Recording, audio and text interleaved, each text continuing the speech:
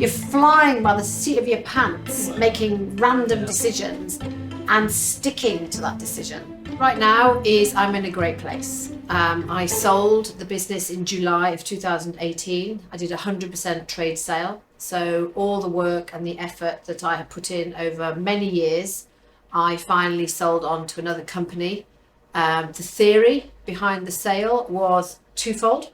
Almost to bank some of the hard-earned money and effort, so there was something that I could live off if things went wrong, so a little bit like Anne Robinson.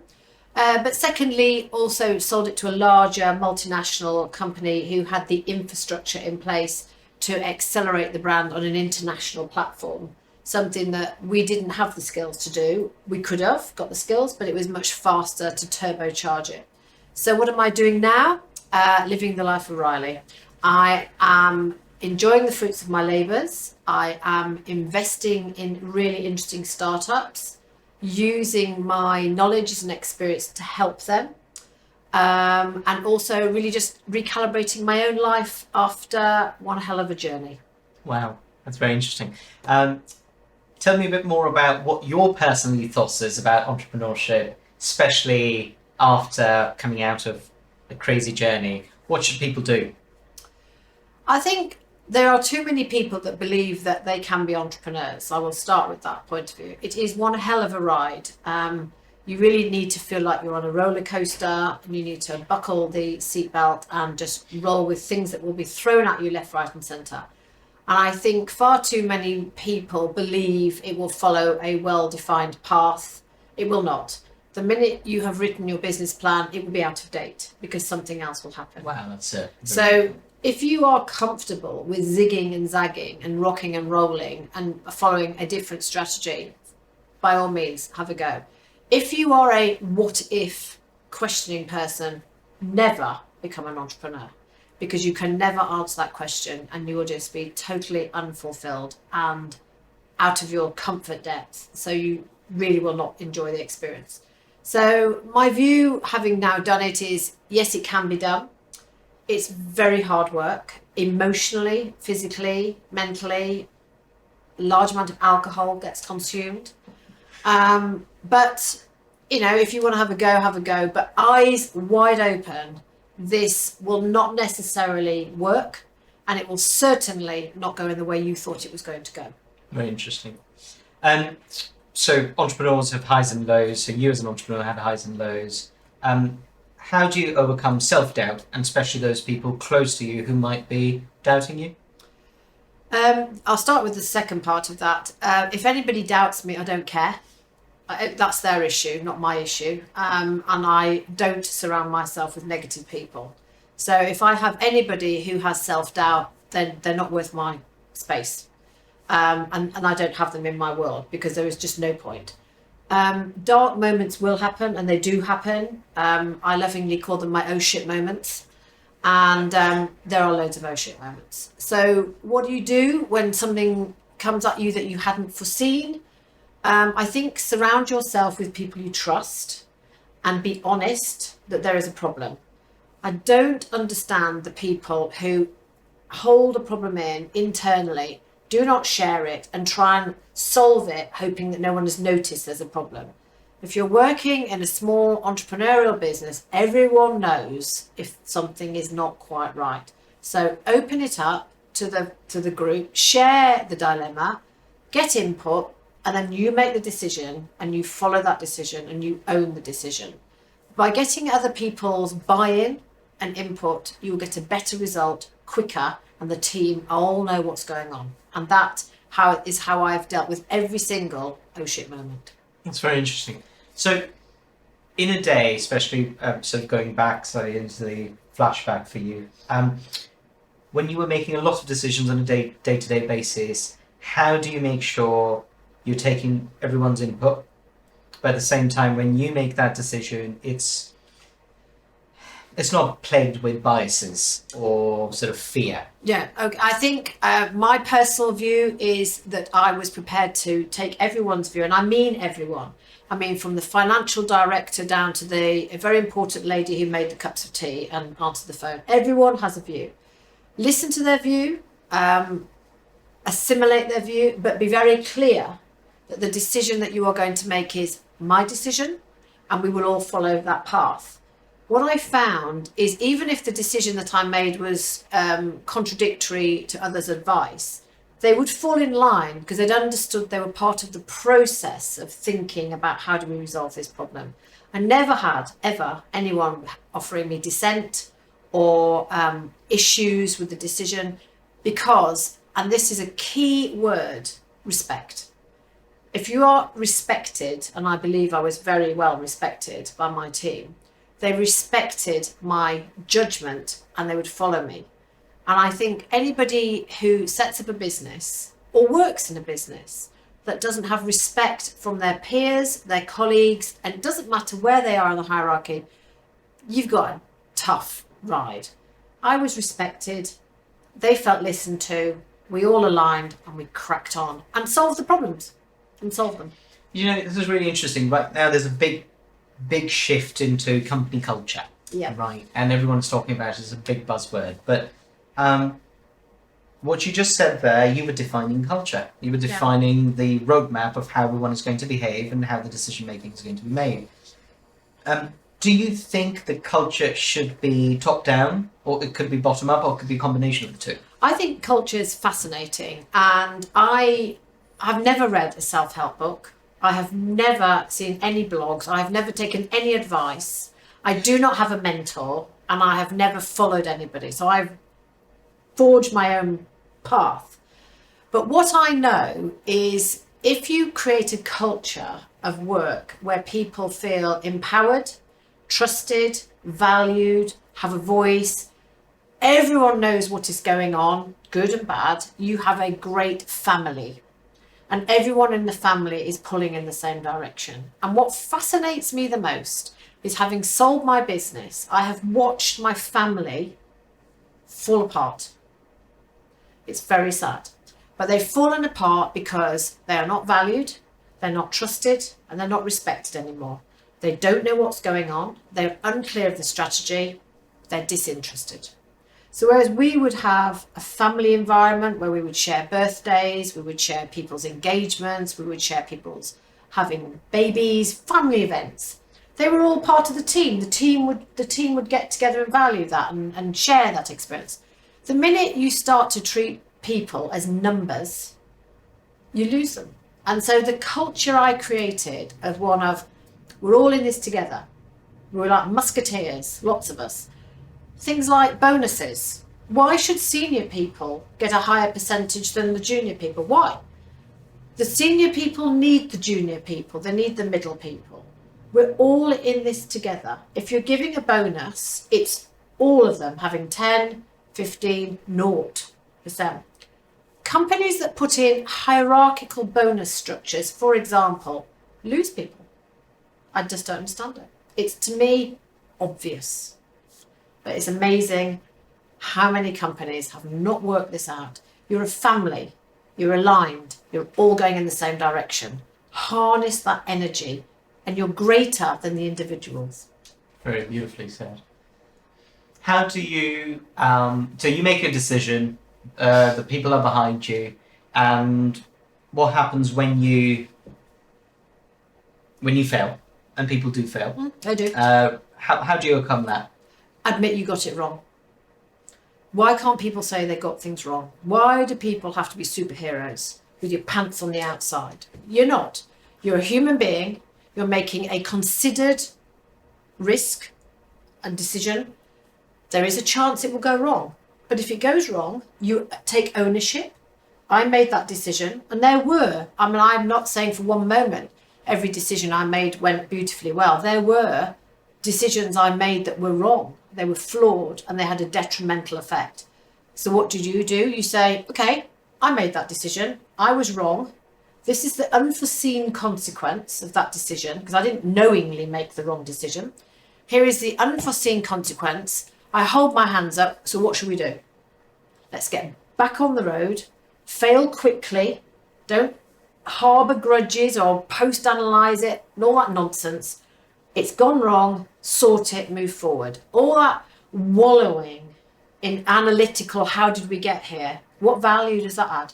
move forward. So yeah, when you get things wrong, admit it, apologise and move forward. Beautiful. And the respect you get is, you can't quantify it, because people like other people to acknowledge, got it wrong, sorry.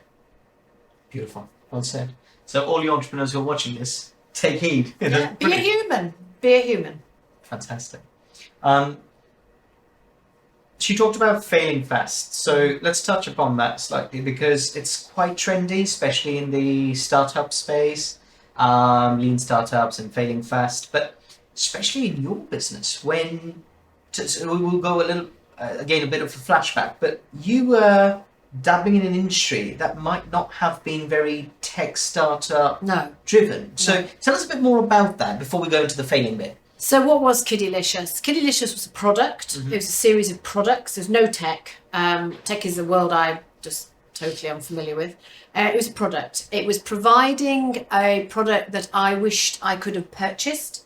It started initially with Babylicious, which was a frozen baby food brand, and I still believe the world is ready for frozen baby food. Interestingly, the world wasn't ready for frozen baby food back in 2002, because putting a freezer in an ambient part of a supermarket would have been easier to go to the moon. They couldn't get out of the silos of retail. Now, very different place. We've got online shopping, we've got wine chillers in the wine section, you've got sandwiches now with the newspapers. So the world has changed. So Babylicious was my first business. We did a 7-year trial with Asda.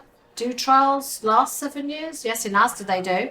Cost me £3 million because I was the one putting the freezers in. I was the one running the electricity. I was the one delivering it to the store. I was the one filling it in. The only thing I didn't do was man the tills in Asda. The only thing. But eventually we ran out of money, and in 2009 I had to put the business into administration. I did a pre-pack. Brutal process, and quite rightly so. It has to be. Cannot be too easy. Started again with snacking, because we just launched snacking just about a year earlier. So my products are, then we grew the business as children's snacking from 6 months to 4 years old. So in every supermarket, in the baby aisle, there was a Kiddylicious product to buy. No tech. We only sold online through Amazon and Ocado. We didn't run our own shop. All too complicated. So that's what Kiddylicious was. Still is. And there's an element of changing branding back and forth. So was that a need, a necessity? So Babylicious was the frozen baby food, which was designed for 6 months to 12 months. And I had a lot of parents say, what do I do now my child's got to 12 months? You've produced these amazing purees. I need now something more solid. So I created Kiddylicious as a frozen toddler meal way before anybody else did it. We were the first brand. So we had Babylicious transitioning into Kiddylicious. Makes sense. When I put the business into administration and took a sharp intake of breath and said, okay, I'm going to go again, I looked at it in a slightly more holistic way, and Kiddylicious would stretch from the 6 months to the 4 years, which allowed me to have one brand name, much clearer to market the brand proposition, because it was going to take you on that journey. So I dropped Babylicious, which is where I started.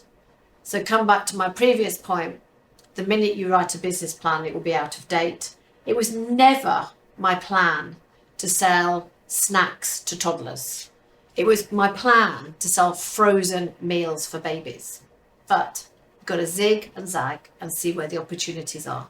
And that's what I did. It's very interesting how you pivot, sort of, even before pivot was taught in school, you were doing it. Intuitively, that's very interesting. You have a survival mechanism inside of you, which is quite evident, but you're also quite naturally positive. Very positive. And what drives that? Is that there genetically or naturally, or do you actually, you're a self-starter and you talk to yourself and say, you know what, I need to do this? Well, I think I think if you were to go back and ask my parents, they would say I was always pretty assertive and pretty clear on I would be the 3-year-old bringing my mates back for tea from the play group. So I think I've always been pretty clear about what I enjoy, and I think enjoy is important. If you don't enjoy the journey that you're on, then change it. And the amount of advice I'm giving to people now who are unhappy with their lot is, it's not a rehearsal. Life is not a rehearsal. No. If you're not happy and it's not fulfilling you, then do something about it, or stop moaning about it. And so I've always been a positive person. I've always enjoyed life to its full. And I just see opportunities for those who are prepared to be flexible and embrace others on your journey. So would you say destiny, luck, or hard work, or a combination? A combination. I think it would be churlish to suggest it's all hard work, because you have to have opportunities that land for you, that you couldn't ever foresee. I think one of the key things actually is to see an opportunity where others wouldn't see it as an opportunity. Again, this comes back to the overanalyzing. If something lands on your lap and you think that might work, do it. Don't overthink it. I'll give you a good example. Only yesterday, I was talking to somebody who had an opportunity to go into 400 stores in the UK, but they decided it was the wrong type of store. So they were going to do a 7-store trial with another retailer. And you just go, are you mad? That was an opportunity to get your brand. Now, okay, your business plan had not said retailer X on it, but retailer X wants you. Why are you saying no? Interesting. Because don't follow a plan slavishly. See opportunities. And I just couldn't believe you would turn down 400 stores as a startup because it wasn't in their plan. Oh my God. Who says the plan was right? Yeah. And that was only yesterday. That was wow. Yeah. So there are people in this day and age sort of who know all the need to move fast and change, and they're still stuck to their master plan. Yeah, I have a rigid plan. I need to be in this retailer, and they've offered me 7-store trial, so I'm not going to go into this retailer, which is offering me 400 stores. Why would you do that? So, answer to your question, I think it's a mixture of all, but seize opportunities with both hands and run at them like a whirling dervish. Beautiful, well said. That actually brings me on to my next question, which is about product market fit. Do you find it, or do you let the market decide? The category of children's snacking did not exist. Young children. Everybody's very familiar with crisps, etc. for older children, and we're all very familiar with the beautiful phrase of snackification, which is very strange. But snacking is now a phenomenon in the Western society and appearing now in Asia. But it wasn't so much so for younger children, preschool. They were following more of a rigid breakfast, lunch, dinner thing. So we created this category. Some may not have thanked us for that, but there we are. That's where we are. So we created this category, which is, and in fact, it comes out of a need state, because a young child's stomach is not large enough to take enough food at breakfast to get to lunch, or lunch to get to dinner. And that's why about 11 o'clock they start moaning and whinging and whining, because they're hungry. Because what went in at 8 o'clock has not kept them going. And same lunchtime to dinner, about 4 o'clock you'll find. So actually a small top-up snack, which is healthy, portion controlled, fills a need. That market did not exist. To me, it was obvious. So let's stick a product in there that is not a big family pack of crisps, because that's not suitable for a 1-year-old. Let's make it healthy. Let's take the salt out. Let's reduce the sugar or take it out if we can. Let's make the portion 12 grams, just enough to sustain you. And then the success comes from people get it. Ah, yes, it's a portion controlled, healthy snack that the parents feel good about feeding their child. The kids think they're having confectionery or whatever. They don't really know. And it fills a need state that was not there previously. So in our case, we created a brand new category. It's much easier to create a category than to be number 3 or 4 into an existing category, because you're fighting against people who already have got first mover advantage. So if you can find a unique selling point or a twist on something or something that nobody else has done, you will get there faster. If you're copying what other else have done but it's slightly different, it's really tough in retail. So would you say timing and category selection is way above the product itself? Yes, the products slide in underneath. Makes sense. In our instance, we found some apple crisps, which were suitable for children above 12 months.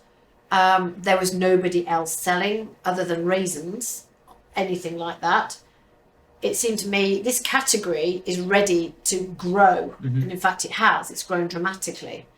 But it only has to be with products that are suitable. And of course, the retailers have a responsibility not to sell packets of crisps for small build.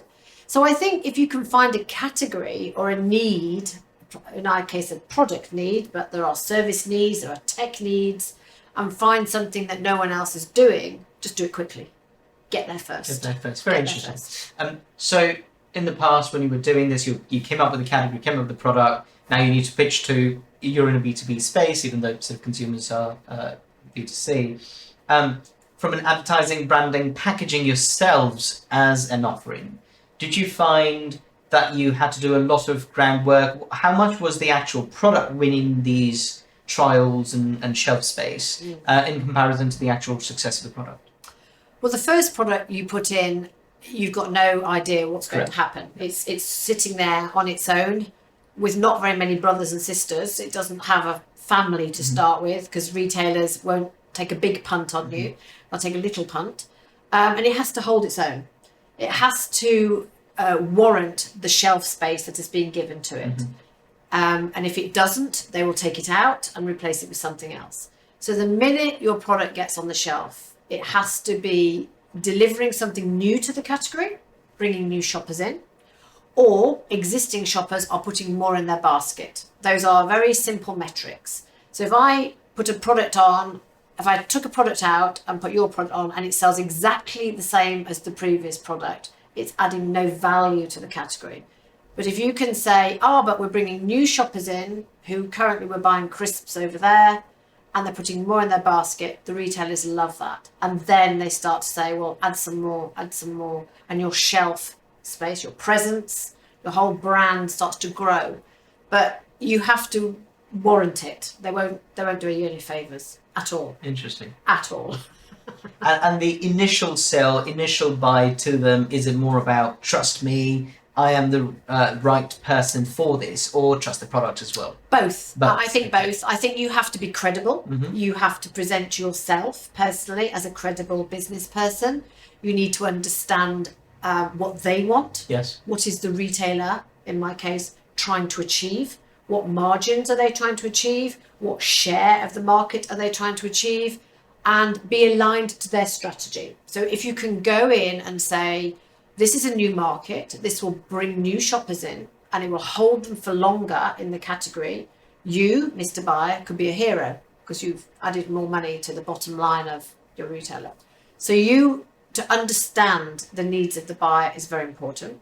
But then your product needs to fit with the strategy too. So if I had gone into, let's say, Tesco, baby category, with a sugar-coated donut, it would have been a very short meeting, because a sugar-coated donut was not suitable for a 1-year-old on the baby category. So to go in and explain that you had a product that fitted exactly with their strategy and their vision and the consumer, that's all part of the whole thing. If I'd have gone in with a big sharing bag and said, but all you need to do is take 2 of these crisps out and that's a portion, you know that's going to give the mother a load of hell, because the baby will scream. So understanding the buyer's needs, and as is one part, that's you as a presentation professional, preparation, but also having a product that fulfills their needs. Put the two together and you will get an audience. And in fact, it is now easier, I think, than ever before for challenger brands to get an audience in retail. because they're all looking to differentiate themselves from each other, and they're looking for that brand, those products that are going to grow categories. So in the past, where the large FMCG brands were dominating because they had the money to buy the space, and it wasn't a level playing field, and it is still not a level playing field. But don't worry about that, because there's nothing you can do about it. Just get in there with something new and exciting and sell it. And I think there are greater opportunities now than there ever were. Money from the large brands is less powerful than it ever was. It's interesting you say that. Is that because consumers are willing to trial products? I think in the past, if you think there was no internet, there was no Facebook, there was no Instagram, there was no social media. In the past, large brands, the Johnson & Johnsons, the Unilevers, all those huge brands, the PepsiCos, would go in with a bucket of money and go, here's a load of money that we're going to spend on a TV ad, a radio ad, a series of adverts in the Sunday Times, all to sell our product, and we're going to spend millions, quite literally millions. And in exchange, Mr. Tesco, please put this on your shelf. And that's what they did. Small brands would turn up and say, well, I can't really afford that. And they wouldn't get a say. The world has changed. All the above the line advertising is no longer essential for these large brands. Social media, which is a cheap entry point. So getting a Facebook group and some ads going, Instagram getting some ads going, guerrilla marketing in a way really is now available to smaller brands. So they can hold their own and say, I don't need to do a TV ad. I don't need to do a radio ad. And I don't need to do this, but we can do this. It's leveled the playing field. There's still inequality because of the power of these. But you have certainly now the landscape, and the retailers are receptive to a more creative way of engaging with their consumers than they ever were before. So that's helped massively. That's very interesting, because you weighed heavily on in the past of the traditional legacy brands, having the power to go out there, advertise, and then now leveling the playing field with social media, building awareness for smaller brands to try and trial their products. How important then is the story around the actual product? I think provenance and I think honesty is very important. I think over time, over the last sort of 15 years we've been doing this, the trust of very large brands has waned. I think you just have to look at the ingredients lists of things and go, really? Do we need all those things? If you can explain yourself why you did this and stick your name on the back of the pack or on the website or on the marketing to add a human element, one that is relatable, it's very powerful. But if you get it wrong, it's you personally. So don't over exaggerate your claims, because you have to stand up to scrutiny. So don't pretend that a packet of apple crisps for a child will make them slim. It won't. So I think humanizing it, making it relevant is really important, but it has to be honest. And the minute it's not honest, it tumbles. Interesting. You touched upon health briefly, but what is interesting to your earlier point about transparency internally, but also externally. This is very interesting. Going towards the point of health and personal health, over the last 15 years on your journey as an entrepreneur, how have you seen it affect your health? And what, and now that you've sold it, what do you think about yourself as from a health point of view now? There is no doubt it plays a huge negative impact on your health. It's really interesting.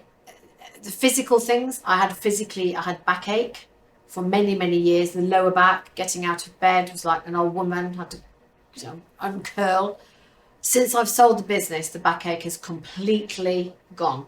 Completely gone. And I would go to the physio or the chiro practitioner, and they basically said it was the muscles and the bottom of the back were almost in spasm, because they were holding the spine really, really tightly. And it was muscular. and it was stress, and you'd have a massage and these lumps and bumps like the Himalayas would be in your shoulders, and they go, are you quite stressed? And you go, you didn't, and you hold it in your shoulders, you hold it in your back. So physically, my backache just went. It was really strange. Sleep deprivation is a big thing. Sleep is essential. Good quality sleep is essential. I think whilst you're riding the roller coaster, sleep becomes disjointed, fragmented. You wake up in the night with thoughts and ideas and churning things over.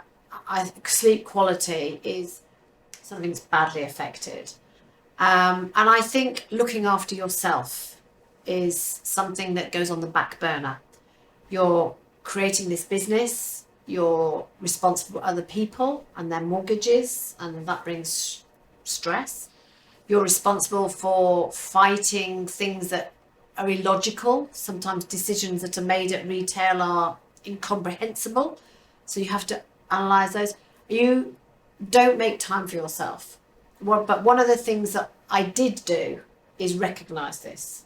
And so I would regularly say, I'm actually going to book a personal trainer to come to me, or I will go to them once and twice a week to do some exercise, to release the endorphins, to try and have that hour boxing. Very helpful, very helpful, quite a lot of boxing.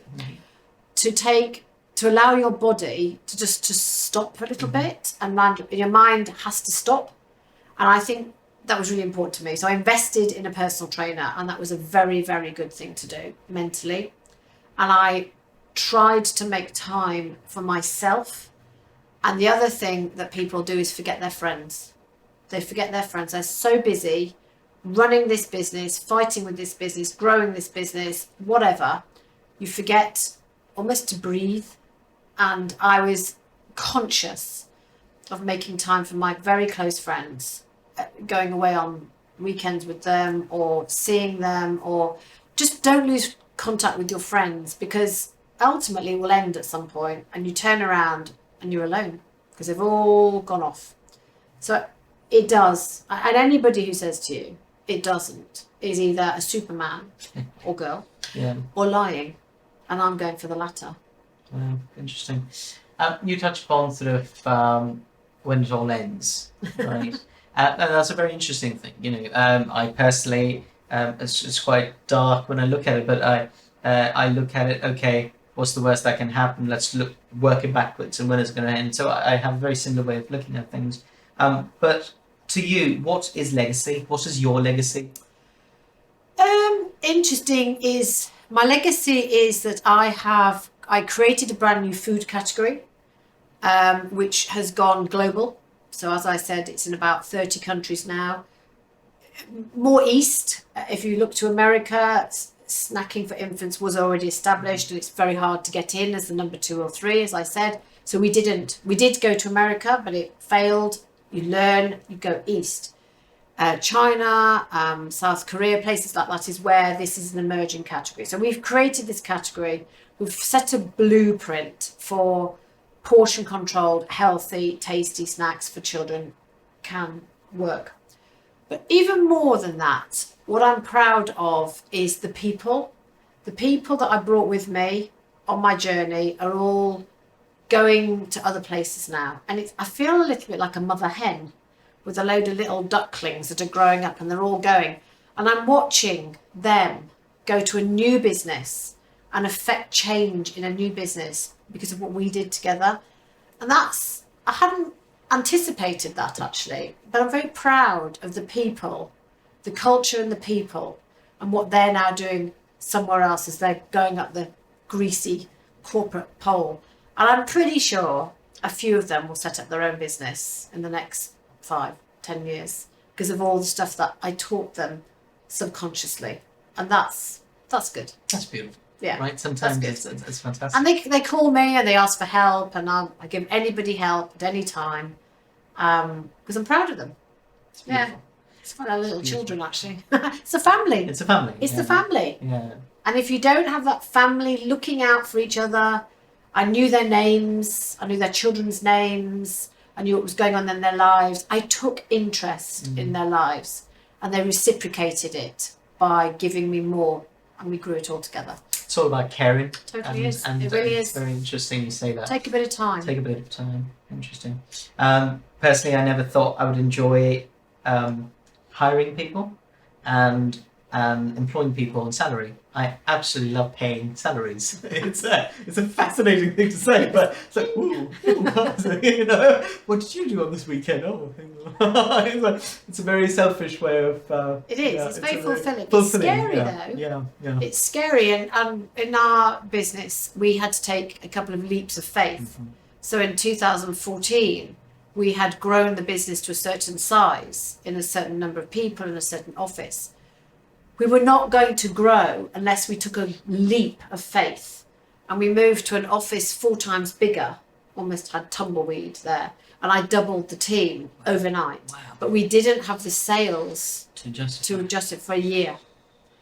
And that's, you know, you got to take a risk. And that was hard, because what I was doing is putting the team in before I needed them to be amazing. Scary. Yeah. So they joined, and we spent a period of time, you know, forming, performing, and all that sort of stuff, getting to know each other, getting to know how we worked. And then when the wafers appeared, which turned out to revolutionise, and we overtook Heinz Farley's rusks, boom, everyone was in place. Everyone was ready to go. And we went boom. But that was high risk. Wow. But it was a risk to grow. And paying them meant I couldn't pay myself. True. And the other directors were not paid. Because you have to pay them, or else you're trading insolvently. Yeah. That's a risk. So that was scary. Then you take people on, and you hope to God that you've got enough revenue, and Tesco aren't going to make a crazy decision. And it is constantly adjusting. I know we need these people. I know we need them now. Just can't quite afford it yet. Very interesting you say that. You know, we've been here for about 13 years, separate business and advertising, and find that the last 5 years everyone wants advertising from us, and so we found that, and we're doubling down on that, but you depend on 3 or 4 very big contracts, external influences, of which you have no control. I mean, you can control the quality of your work. Correct. You can control the things that are controllable, as in delivery, but ultimately you cannot control if there's a change of strategy, change of management. The Daily Mail runs a headline that is, you know, there are so many factors out of your control which keep you awake, come back to sleep. Things that you hadn't foreseen start to churn your mind as you're trying to work out what to do. It's interesting. Taking a leap of faith to grow, calculated leap of faith. In terms of the leap of faith, there are many factors. So you're improving product, improving staff efficiency, training, but also funding. Yeah. Right. So either it's your own money or you raise money. In terms of growing by debt, do you believe in that? Like it? Don't like it? Yeah, no, I do. If we think about Kiddylicious, that formed in 2009, I was very quick to get invoice financing in. Because if you consider you're selling to all the retailers, they will pay you when they want to pay you. Interestingly enough, my learning on that is if you fill in the forms correctly on day one, you will get paid as agreed. God help if you make a mistake on the form, because it gets lost somewhere and no one. So a bit of attention to detail. So invoice financing was a very, very useful cash flow vehicle. I took a overdraft from Santander, and they were good, which I paid back. But I had personal guarantees, and in fact, I had personal guarantees until 3 months before I sold the business. Wow. They never released them, although it became not relevant because we paid it back. But they kept me on the invoice fund. Yeah. So I had an overdraft, which I think ran for 3 years. I had invoice financing, and I had one investor who put money in for shares. I think juggle all of those. A piece of advice that I was offered, which I don't wholly believe in, but it understood the principle, which is only release equity when you absolutely have to. So it's your idea, it's your baby, it's your company, you own 100%. But in order for you to grow it, you might need to release some to an investor, make sure it's at the right time. And personally, I gave all my staff equity. They paid 50 pence for 5 shares, I think it was. No, not 5 shares. So they paid £2.50, but all got £84,000 because I got them to have skin in the game, part of my family. It wasn't just me. It's this whole thing about sharing. So I did release a little bit of equity to my team, and they've changed their lives. So this time last year, they all got money, but they've been on the journey. They've been on the bad bits and the good bits. So yes, use debt. Yes, use invoice financing. Yes, use loans. And yes, get equity money in. Don't do all of one. Play the tunes. Because there is cheap money out there. And but the overriding factor there is make sure you can afford it, and don't travel in hope. So don't take out a loan that actually you don't think you can afford to pay back, because you will be in a world of pain if you've put personal guarantees on it, and you will have done if it's through a bank. So traveling in hope is a very dangerous place. Honesty with yourself is again something that will keep you awake at night. Because you've borrowed this money, how can you pay it back? Because if you don't, they'll have your house with your children in it.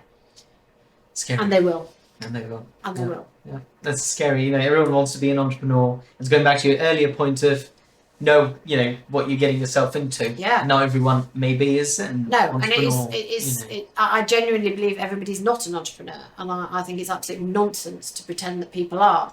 I think if your personality is risk-taking, calculated, considering risk-taking, not over-analysing the what-ifs, then you are in a better place than someone who likes process, procedure, all System. of that system. Oh my God, if you want all of that, do not do this, because there ain't no processes or procedures or anything. You're flying by the seat of your pants, making random decisions and sticking to that decision. Because if you waver, people around you will wonder what you're doing, doubt you. So with conviction, you must make these decisions. Beautiful. But then you earn respect, and then we go back round in this circle again. You've given us some great insight. So if you were to say 3 top tips for somebody at all age groups, so one big thing about Brave Hustler is not just for younger people. It's Brave Hustlers, you know, in their second or third phase of their professional life. So 3 pieces of advice to all sort of age groups who want to do their own thing or grow professionally. What would you say 3 things as an entrepreneurial sort of insight? I think honesty. Honesty both with yourself and honesty with people around you is really essential. You have to be honest that is your idea really that good? You know, it might be great on Friday night with 75 bottles of wine, but on next morning, be honest, and don't let people tickle your ego, because you're about to embark on something which has high risk stakes. So do you genuinely believe you can ride this? Do you genuinely believe you've got the infrastructure behind you? Do you genuinely believe you stand a chance? If the answer is no to any of that, do not do this, because the chances are, statistically, you will fail. And that's just a fact. So honesty with yourself, and then bringing your team with you about being honest about the highs and the lows will make that life easier. I think my second piece of advice would be your plan will not work.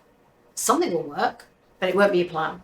So do not rigidly stick to your plan, because, for example, my 400 stores, and just follow the opportunity, and the opportunity will zig and zag. Do not be rigid. Do not be rigid at all. And I think the other one is probably remember that you're a human being again. So you need help. You might need to talk to your friends, family, colleagues. Don't be so aloof that you believe you can do this on your own. I have to say, I think men are worse at this than women. I think women are better at getting around, you know, a bottle of Prosecco and going, bloody hell, what do I do now? I think men hold it in going, somehow I'm going to have an apparition in the middle of the night and this is going to be sorted. The reality is you won't. So I do think share the opportunities, share the challenges, share your thought processes with a trusted group of people, and you will actually release almost a way of pressure, but you might get an answer quicker. And talk about being a female in business. There's a lot of, I'm Asian, brown, sort of, I get a lot of this in the press. So, minority issues, and how, personally, I've been very lucky. I've never faced that, but maybe because I was fortunate to be given a very good education, I was, had the right connection at the right time. But as a female, do you genuinely think there is that glass ceiling, especially in entrepreneurship? Maybe in a higher corporate sort of ladder, you might find that a bit more. But is there a bias towards women? I haven't. Yeah, I haven't experienced that at all. I really have not experienced any bias at all. I think it comes down to preparation and professionalism. If you turn up for a meeting and you know what you're doing and you can deliver it with authority, confidence, humility, and you are presenting things that are accurate, I have never experienced a gender bias. I have seen incompetent men and I've seen incompetent women. I've seen amazing men and I've seen amazing women. And when I was hiring, I never looked at any of the issues. I looked at the ability to do the job. I think emitting confidence is important. I think if you turn up to a meeting and almost thank them for taking the time to see you, you allow them to be more superior to you. And I think women are not as good at being confident and believing they have a place at the table. I think that if you are professional, confident, well prepared, you're perfectly entitled to have a seat at that table to discuss those issues because you're there on your own merit. Very interesting. It's an opinion. Yes, Absolutely. my opinion. Yeah. No, and I appreciate that. Thank you. You spoke about hiring a certain way, so skills. So how, when you are hiring, and now you are giving advice to other entrepreneurs which are starting out, how should they, or how did you hire? Two ways. My first interview was on technical skills. Are you technically capable of doing this job? Can you demonstrate that you are able to do whatever you're being employed to do? So the first interview would be technically based with a group of people who understood that job or interfaced with that job. So it's not necessarily working as a peer, but a colleague who might have to work with that. So example, if you were employing a technical person, food technology, they would have to interface with the product development team, and they would have to interface with the sales team. So technically competent. Once you've gone through that, then my equally, if not more important interview was fit. Fit in a culture that was fast moving. Everyone was accountable. There were not layers of decision making. If you made a decision, you were accountable for that decision. Whereas in corporate, they're all wrapped in layers of cotton wool and no one's allowed to make a decision now anymore from what I can see. So, and it isn't for everyone. I mean, it really isn't. And I've seen people be technically very competent, very presentable people, and they turn up at this, so will you fit in this environment? And oh my God, they're like a fish out of water. They look terrified at things like, will I make a decision? Well, yeah. And you stick by that. Well, yeah. And don't put them in that situation. So fit is about speed of decision making, agility, flexibility, able to change your mind, but being professional all the way through. And some of them having fun, because we did have a lot of fun. And you could see some people go, fun at work. Don't understand what that means. What you mean you wear jumpers all through Christmas? Yeah. So it was equally important that culturally they felt comfortable in a slightly out of control environment. We did make mistakes. There were a couple of people who went through that process and started with Kiddylicious, and I could see the pain in their eyes, the fear, the sort of, I can't do this. So the kindest thing was to say to those people, this isn't really for you, is it? Yeah. I need you to go. I don't want anybody to destroy anyone's confidence or ability. Sure. I want them to be boosted and lifted. And the minute you see people drowning, you have a responsibility, I believe, as a leader, to throw them a life belt and say, this isn't working, is it? Now, is this something I can do, or is this just not for you? Nearly always it was just not for them, because it was just too fast, too dynamic, too crazy. They just couldn't cope with it. Very interesting. And it's not about that they can't do it. No. They're better suited for something else. They were very good. Yeah. They were very, very good. Yeah. Technically, they were very capable. It was the culture without layers of protection, without decision making by 59 committees and reports and God only knows what else happens now. Yeah. It was that bang, bang, bang. Mm-hmm. And they would go, how did we get here? And they were fishers out of water. And that as a leader, it is your responsibility to put them out of their misery and move them on. It's very interesting. Which is hard. Which is very hard. And it's often tears because they think they failed. They haven't failed. It's just they're not flourishing in that environment. And leaders have to make tough decisions. You bring good news first or bad news? Oh, no, definitely good news. No, definitely. It's not quite that it's not you, it's me breakup thing, because that's actually disingenuous. And they go back to honesty. Mm-hmm. I will always say to people, these were, technically you were able to do this, you were very good. However, here are some examples, because examples, you have to. You cannot go on emotion.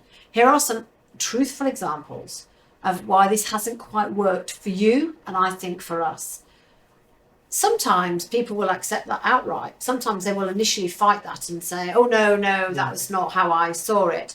But once you can get a conversation going, there will be I think, a dawning. And it's amazing, their shoulders rise. So when you say to them, I think it's best, they sort of say, almost thank you.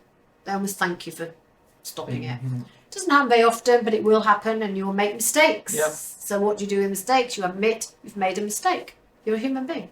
I'm sorry, this isn't right for you. So in your instance, you are there to guide your team. Yeah. Who guides you? Who's your role model? I don't have one. No? I have no role model. I have never read, ever, a business book. I've bought a couple, but I don't even know where they are. I don't even know where they are. I've bought a couple of business books. We've never opened them. I don't have a mentor or a guider. I had one non-exec who was very important as a sounding board. So maybe that's what you'd call. He was, and still is, a friend. He was a very solid, look, this is the way I would see it. This is how I'd think about it. This is what I would do. So when the oh shit moments came, and they did, he would be the person I would pick up and say, what do we do about this? And sometimes I wouldn't take his advice, but I've had a chance to talk about it, think about it, comes back to talking, sharing an idea, goes around in circles, comes back. But I would say mostly we agreed between us a route through a problem. So he wouldn't be a mentor guiding the business. He was more of if a problem had occurred, I'd go to. So I don't think I had a guider, so to speak, someone to guide the business. It was instinct. How would you define a brave hustler? You're a brave hustler of the day, but who, in your opinion, is a brave hustler? Oh, it's funny. I was thinking about that. I understand the word brave, and I would definitely say I was brave. I took a lot of calculated, brave leaps of faith. So I understand that. Hustler sounds a little bit to me like you prepared at any price to trample all over people to get somewhere. I'm not that type of person. I'm more collaborative. So I would call myself brave. Am I a brave hustler? I think I would zig and zag, and if that's how you define it's how do you define hustler? Yeah. So I think it's about being flexible, and I was determined.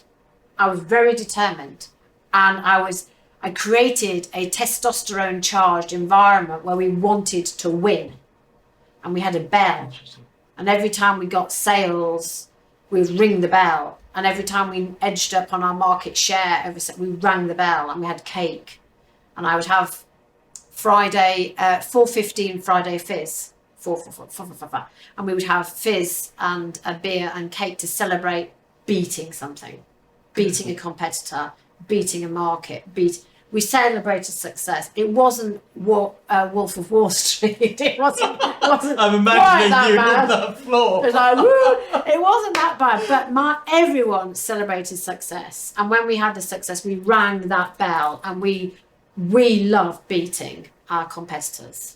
Beautiful. This is very interesting because I am very competitive, but in a good way. So I won't do things unfairly, but I want to put the hard work. Celebrate success. I've said to them all the way through the journey, if you don't celebrate success, when something goes wrong, all you're going to do is remember the bad stuff. Interesting. So celebrate the success, celebrate the wins, celebrate the achievements that you or the team or the brand achieves. Celebrate together, because when something goes wrong, you need to go, okay, that was great. Yeah. And we have this win on the board. This has happened. How are we going to deal with this? And if you don't celebrate success, all you're left with is mulling over failure. True. You have to do both. We had a bell. It's bloody loud. Ridiculous bell. So would you define success as milestones? To you, I guess there might be a personal success and a professional success, or is the same? Success was interesting. Success came in various forms. Success came as winning awards. So we would apply for business awards, and I would never ever view it as my award. It was our award. And so we would win business awards. We would win product of the year awards. So the black tie, gala, messy evenings, I would invite as many of the team who wanted to come as possible. Not all of them, because you couldn't afford it, but because they're expensive. Yeah. But so those were milestones. Then you have a trophy and you put it out there and we go, look what we have done. So they were tangible milestones. I think the category we were in had market share. Market share data was available. So you could start at, 1%, get 5%, 10%, 15%, 20%. And you would watch your competitors coming down, and that, we had a 50p bet when we overtook Heinz. That was a great day, overtook Heinz. Everyone knows Heinz. We are bigger than Heinz. 50p, not a betting person. And then we would have, everyone would know where we were on the journey. So I think that would be success as you hit milestones. Success would be things like when the retailers would say, these are great products, I'm going to list them in all these, and that would be a team success. Personal success, I won Businesswoman of the Year last year. Congratulations. Thank you. Just handed my crown over last month. So that was that was me. I won that. And I recognised that was me, and felt uncomfortable, actually. I felt uncomfortable being businesswoman, because I'm used to being a team. But I accepted that because I had achieved these things. So success, I think, is lots of little things. It's business awards, it's business growth, it's personal recognition. And I think recognition is important to allow people to feel that they've achieved certain levels. So I would encourage people to apply for the odd award. Not all the time, because they can take forever to fill in those blooming forms. And by the time we've done the interviews, you could actually be getting on with the job. So I do have a wry smile of all these people who win all these awards, and actually the business is going nowhere because they've spent too much time filling in. So it's a bit of PR, makes a noise. And success ultimately culminates in creating a brand from my kitchen table by remortgaging my house, that I sold for tens of millions of pounds last year, and walked away going, I did that. So proud of you. Yeah, that's incredible. Absolutely. Yeah. And I guess at the end of it, that kind of feeling, you just can't replace it. You can't explain that feeling to other people. No, it's a very peculiar feeling. Part of it is an element of self-worth. Actually, you're not sure that actually you've done that. And it does take quite a long time for your brain to recalibrate that you have done that. And there is an element of not feeling worthy. It's very strange.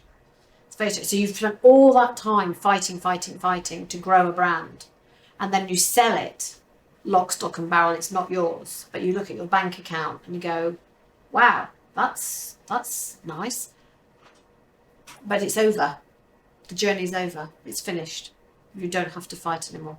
Beautiful. What is Yous going to do after, your success, and after maybe next year in the summer? You're like, I might want to do something else. Would you invest in other people? Yes, I have said to my closest family and friends, if I ever talk about setting up a new business, shoot me, because I don't mean it. However, and I don't mean it, I would never, ever, ever do it again. And I genuinely don't understand anyone who goes back for round 2 or 3 or 4. God, is there something missing in their lives? I really don't know. So I would never do that. Please don't get me here in a year's time saying I've done it.